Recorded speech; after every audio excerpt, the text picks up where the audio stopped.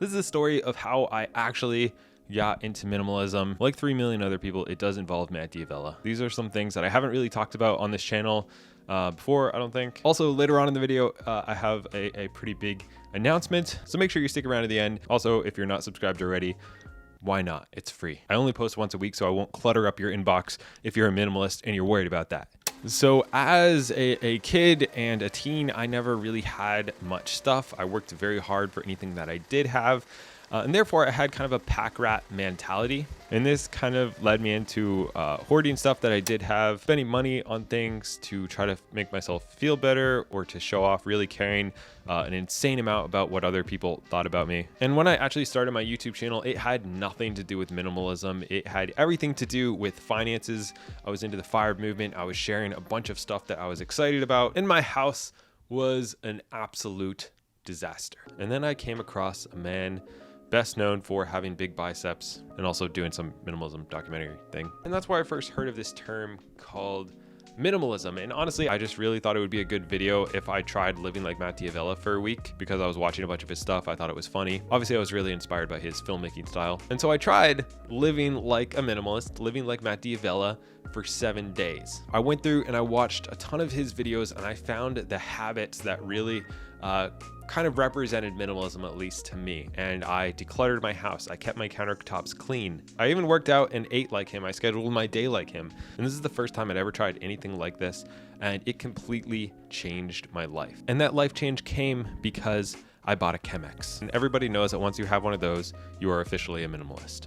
Or just some snobby hipster who regular coffee is completely ruined for the rest of their life, like me. So I went from waking up at like 8 or 9 o'clock to waking up at 6 a.m. And after a week, I noticed that it added about 14 hours of productive time because I'm like more productive in the morning than I am at night when I mostly just like used to watch TV and stuff. So pretty much added like 2 days of productive time that didn't exist before into my life just by waking up earlier. And then I noticed that, first of all, decluttering, especially your first time, is so addicting. You start getting rid of stuff and you're like, oh my goodness, I can actually see in my closet again. This is so fun. You're going to the thrift store constantly getting rid of stuff. You stop buying everything because you notice how much of that stuff that you bought you never even liked and you got rid of, and it was like this whole thing. At the end of this week, I not only understood what minimalism could do by watching a bunch of different videos and reading books, I also knew it because I lived it in my own life. I understood the power of these different habits. And it was actually you guys, it was actually minimalism and sharing my journey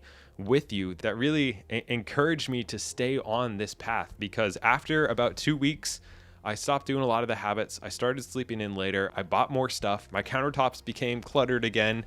And I realized that minimalism is not just like you do this once and you are a minimalist. It is, a journey. It's changing a lot of things about your lifestyle, about your habits, about the way you think, and really just kind of finding ways to do less. It's the ideas from essentialism, is less but better. Or for me, I got really obsessed about just the catchphrase do less, which is on my banner.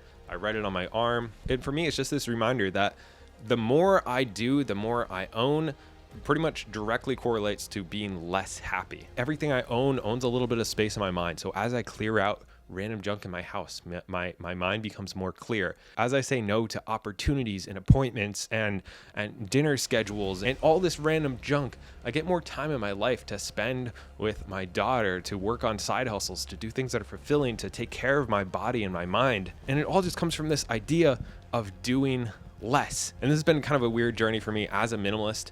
I don't like selling things and I don't own a bunch of stuff, but I did create these do less t-shirts just because I think this is such a powerful message and I love being reminded of it. This is why I write it on my arm all the time. I also put it on a hat. And a lot of what I do in this channel is just trying to share this message that less is really more. So I guess this is the announcement time. I'm going to be launching these shirts and hats. I'm just doing a limited drop. It's going to be open for the next 2 weeks. After that, it'll probably be gone forever. If it does well, we might bring it back for like maybe another drop or something.